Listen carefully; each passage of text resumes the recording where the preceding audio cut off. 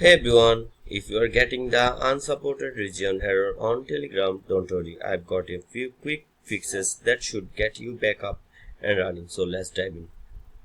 First, the easiest way to bypass the unsupported region error is by using a VPN. Download a reliable VPN app like NordVPN, ExpressVPN or ProtonVPN. Connect to a server in a region where Telegram is fully supported. Now open the Telegram app and try it. This should bypass most regional blocks. If you don't want to use the VPN, try using Telegram web instead. Just go to web.telegram.org in your browser, log in with your phone number and you should be good to go.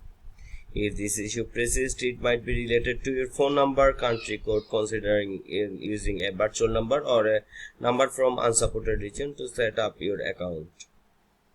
If you have recently moved or changed SIM card, it's a good idea to clear the app cache or even reinstall Telegram to reset its location settings. Finally, if nothing else works, reach out to Telegram support. They might be able to manually fix your account or guide you through a workaround. Alright, that's it. I hope one of these fixes worked for you. If it did, hit the like button, subscribe for more quick tech tips and drop a comment if you have still got questions.